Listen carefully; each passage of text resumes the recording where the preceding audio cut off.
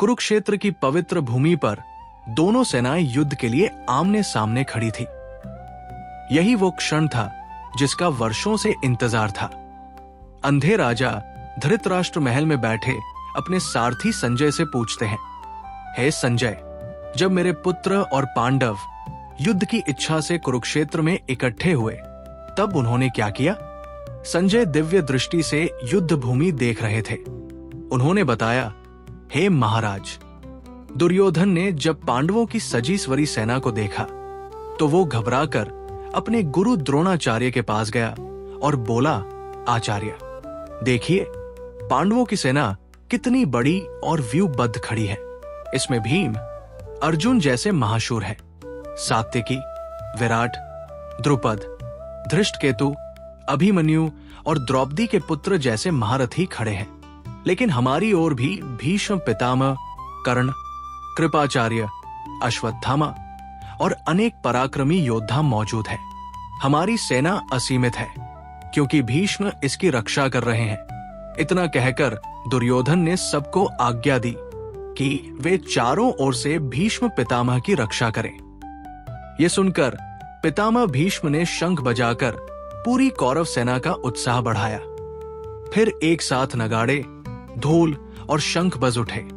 धरती और आकाश गूंजने लगे। उधर पांडव पक्ष में भी शंख ध्वनियां गूंजी। श्री कृष्ण ने 5 जन्य शंख बजाया, अर्जुन ने देवदत्त और भीम ने पौंड्र नामक शंख बजाया। युधिष्ठिर ने अनंत विजय, नकुल सहदेव ने सुघोष और मणिपुष्पक शंख बजाए। अभिमन्यु और द्रौपदी के 5 पुत्रों ने भी अपने अपने शंख बजाए। इस प्रचंड ध्वनि से कौरवों के हृदय कांप उठे। अब अर्जुन, जो कि कपिध्वज कहलाते थे, अपने सारथी श्री कृष्ण से बोले, हे अच्युत, मेरा रथ दोनों सेनाओं के बीच ले चलो ताकि मैं देख सकूं कि इस युद्ध में मुझे किन किन से लड़ना है। श्री कृष्ण ने रथ को दोनों सेनाओं के बीच भीष्म और द्रोणाचार्य के सामने खड़ा कर दिया और कहा, हे पार्थ, देखो कौरवों की ये विशाल सेना।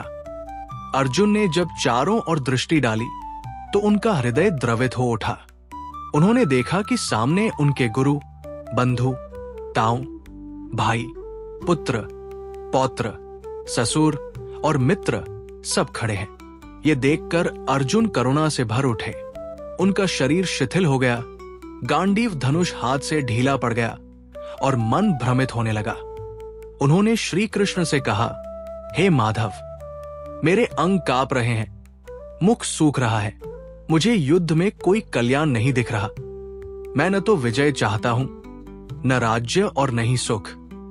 जिनके लिए ये सब चाहिए था वही लोग तो युद्ध भूमि में खड़े हैं।